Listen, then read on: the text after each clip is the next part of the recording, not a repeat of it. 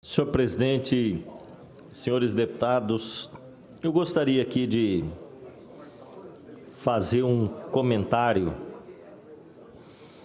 sobre essa situação que nós estamos vivendo no Brasil de praticamente recessão na economia. Ontem, pela 14ª vez seguida, houve uma projeção de queda na atividade econômica, uma projeção negativa de crescimento do PIB.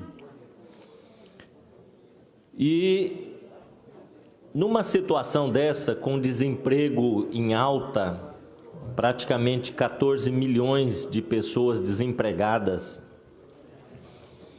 a gente anda aqui pelo centro da cidade de Campo Grande e vê a quantidade de lojas fechadas no comércio. Pessoas tentando abrir um negócio, logo depois, 3, 4 meses, fecham as portas, desistem. Pequenos empreendedores com dificuldades. E da parte do governo federal, a gente não vê nenhuma medida concreta para reverter esse quadro, ou pelo menos para tentar mudar essa situação de baixa na atividade econômica, de depressão na economia. Deputado Marçal Filho estava falando aqui de depressão, até a economia está com depressão. E o problema é que a gente não vê nenhum remédio antidepressivo da parte do governo federal. O governo só tem um discurso, reforma da Previdência, e ele vende a ideia de que tudo no Brasil vai melhorar se a reforma da Previdência for aprovada. Parece que a reforma da Previdência vai ser um verdadeiro milagre.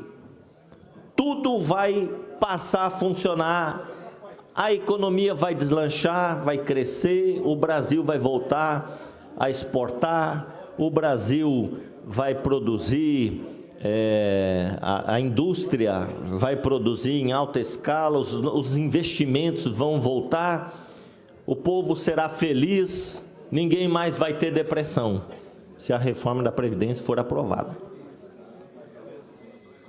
Se a reforma da Previdência não for aprovada, esse é o discurso do governo, aí será o caos completo. Mas o caos nós já estamos vivendo. O que eu fico preocupado é de ver esta falta de projetos do governo federal para tentar reverter essa situação que nós estamos vivendo no país. Ao invés do governo federal elaborar uma proposta para tentar induzir o desenvolvimento, o crescimento econômico com investimentos aqui e acolá, o governo, o presidente da República, ele fica preocupado em mudar o Código Brasileiro de Trânsito. Está querendo aprovar medidas colocando o fim da exigência do exame toxicológico para os motoristas profissionais. Ele está querendo alterar de 20 para 40 anos o limite máximo de pontos na carteira para um motorista acumular em 12 meses sem perder a licença para dirigir. De 20 para 40 pontos. Para renovar a carteira de habilitação, que atualmente é feita a cada 5 anos, aumenta para 10 anos. E motorista flagrado utilizando capacete de segurança sem viseira ou óculos serão multados e a infração será enquadrada como média. Vejam só as medidas anunciadas pelo governo. Quando o país está numa situação dessa, na economia cada vez anunciando índices negativos, quando uma parte grande da população está desesperada atrás de emprego, o governo vai se preocupar em mexer com a carteira de motorista. Ele quer flexibilizar as multas de trânsito, já falou até em acabar com as câmeras, os radares nas rodovias. Eu até ontem vi uma charge no Facebook em que o motorista passa 200 por hora assim com uma arma na mão, dando tiro para fora, feliz da vida, correndo, não tem multa, atropelando meio mundo. Parece que é isso, é esse cenário que o governo quer ver, né? Porque até agora ele só se preocupou em liberar porte de arma, liberar os motoristas para terem mais pontos na carteira, sem problemas. E a gente não vê o anúncio de nenhuma medida para melhorar concretamente a vida do povo. Nenhum programa que possa minimizar o sofrimento desses 14 milhões de brasileiros desempregados.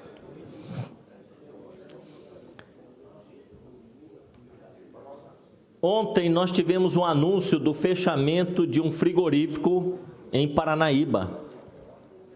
Frigorífico Marfrig, que há pouco tempo tinha sido reativado, fecha as portas, colocando lá 400 trabalhadores na rua, aumentando o contingente de desempregados. Como eu disse, aqui em Campo Grande, no centro da cidade, 30% das lojas fechadas. No interior do estado, postos de combustível fechando as portas. Agora, o frigorífico Marfrig em Paranaíba. E a gente sabe o impacto que tem na economia do município quando um frigorífico ou uma indústria fecha as portas, colocando na rua 300, 400, 500 trabalhadores. Essa é uma situação que deve ser prioridade para o governo. E isso que deve estar na mesa do presidente da República como preocupação primeira, como nós vamos resolver o problema do desemprego, como nós vamos minimizar a situação do desemprego no país, como é que nós vamos induzir o crescimento econômico. O Estado tem essa finalidade.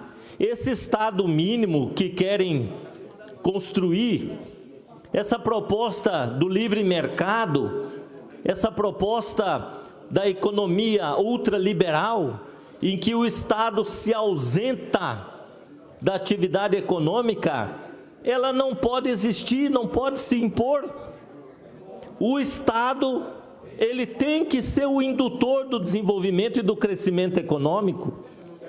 Se o Estado não constrói casas populares, se não tem programa de saneamento básico, se ele não tem uma proposta de flexibilizar o acesso ao crédito aos produtores rurais, aos trabalhadores da economia, da agricultura familiar, se não faz incentivos aos pequenos e microempreendedores, como é que fica? Os grandes empresários não querem investir porque estão inseguros com a economia. Os pequenos porque não têm crédito. E aqui no Estado, a economia que ela está fortemente baseada no agronegócio, na agricultura, na pecuária, a gente vê também uma situação como essa, fechamento de frigorífico e etc. Então, nós estamos extremamente preocupados com essa situação, principalmente quando a gente assiste o noticiário e vê o presidente atravessando a rua do Palácio do Planalto, indo ao Congresso Nacional para levar um projeto que a gente pensa, bom, agora vai mudar a vida do povo brasileiro. Está mexendo na carteira do motorista. Está aumentando de 10 para 20 pontos na carteira. Motorista agora aliás, de 20 para 40, quer dizer, dando a possibilidade dos motoristas infringirem mais leis de trânsito, furarem o sinal, andarem em alta velocidade, atropelando as pessoas. É isso que o presidente quer. Ele está preocupado com o Código Brasileiro de Trânsito, mas não está preocupado com o desemprego. Então, essa história, esse discurso de que a reforma da Previdência vai ser a redenção do Brasil, isso é balela. Isso é um fake news. A reforma da Previdência não combate privilégios. Ela destrói o sistema da Seguridade Social. Ela dificulta a aposentadoria dos trabalhadores assalariados e ela mantém privilégios de alguns setores. Essa que é a verdade. Então, não vamos esperar que esta reforma vai colocar o Brasil num outro patamar de crescimento econômico, de desenvolvimento, porque esse discurso já foi feito no governo Temer, quando falavam da reforma trabalhista. Flexibilizando a CLT, os direitos dos trabalhadores, vai ter uma chuva de empregos. A gente teria que fazer até como o ministro da Educação fez esses dias, pegar um guarda-chuva dentro lá do Ministério da Educação, né, para ficar esperando essa chuva de empregos que não chegou. O que a gente teve foi uma precarização dos direitos dos trabalhadores, que agora vão ter mais dificuldade ainda de se aposentar. Então, eu queria fazer esse registro, que é lamentável a gente viver numa crise econômica dessa, que não é um privilégio do Brasil, essa crise econômica internacional, é uma crise do modelo capitalista, da economia globalizada, financiarizada, mas a gente tem um governo inerte, um governo sem projeto, um governo que não está preocupado com essa situação, está preocupado em armar a população e que os motoristas andem a 200 por hora nas ruas, festejando não sei o quê. É importante a gente também fazer um registro aqui, que existe uma proposta do governo federal para socorrer os estados em dificuldade financeira. E o Mato Grosso do Sul parece que está estudando essa proposta do governo federal de socorro fiscal. A gente sabe que o estado está apertado, né? Não está sendo fácil, inclusive pagar os salários em dia, dificuldade de pagar os fornecedores. Essa é a realidade, nós temos que ser transparentes nisso, né? A população precisa saber da dificuldade que o Estado está passando. E o governo federal sinaliza com um socorro fiscal chamado Plano Mansueto, mas a contrapartida que o governo federal quer é privatização da MS Gás e da Sanesul, deputado Renan. Ele quer essa contrapartida, tem que privatizar a MS Gás e a Sanesul. Aí nós vamos fazer o socorro fiscal. E eu fico pensando, o Estado deve refletir muito bem sobre isso, porque a MS Gás, ela é uma empresa superavitária. A MS Gás, ela é uma empresa que dá lucro para o Estado. Não existe razão nenhuma do Estado vender a MS Gás. E a Sanesul, está aqui o nosso deputado Barbosinha, que foi dirigente da Sanesul, pode dizer muito bem aqui qual que é a situação da empresa, não é? Que é uma empresa que vem fazendo um bom trabalho, tem prestado serviço aí aos municípios, e é uma empresa que é eficiente. Então, nós ficamos nos perguntando se há razões para o governo entrar num plano desse e abrir mão dos seus ativos, de vender essas empresas que não dão prejuízo para o Estado, pelo contrário. E são empresas estratégicas. Uma na área de gás, de energia estratégica. O governador Reinaldo foi agora ali na Bolívia negociar, não é, um acordo direto com o governo da Bolívia para a implantação, inclusive, de uma termoelétrica em Corumbá e Ladário, com preços melhores, né, mais interessantes para o Estado. Então, nós não podemos começar a abrir mão do patrimônio do Estado. Essa política é uma política nefasta, porque você fica depois na mão de empresas que têm interesse no lucro, como a Energisa. Vamos pegar o caso da Energisa aqui no Mato Grosso do Sul. Nós estamos na mão dessa empresa e ficamos aqui chorando leite derramado e reclamando de ajustes na tarifa de energia, dos preços abusivos. No começo do ano foi aquela gritaria, aquela choradeira, as contas elevadas de energia chegando na casa dos consumidores. A gente chama a Energisa aqui para dar uma explicação técnica, razoável, para os consumidores entenderem de fato o que aconteceu. A Energisa vem aqui e fala que o problema era do calor. Muito quente. Quando está muito quente assim, as geladeiras elas têm que trabalhar mais para gelar os produtos, né? Aí então gasta mais energia. Para mim, essa é uma história para boi dormir. Quando você tem uma conta de energia de R$300, depois no outro mês vem 600, falar que a culpa é do calor é querer brincar com a inteligência do povo. Então, quando essa onda de privatização é isso, você entrega essas empresas estratégicas para o desenvolvimento do Estado, para uma empresa particular dessa, ela fica depois brincando com a cara dos consumidores que reclamam com as tarifas altas e vem aqui dar uma explicação para engambelar todo mundo, mas não tem uma explicação técnica razoável para a gente poder entender esses aumentos. Então, acho que o governo do Estado de Mato Grosso do Sul tem que refletir muito bem se compensa receber nesse momento essa ajuda e aderir a esse plano de socorro fiscal do governo federal e ter que entregar os dedos, os anéis, os dedos, a mão e tudo para poder ter um refresco nesse período de crise. O governo federal, ao invés de se preocupar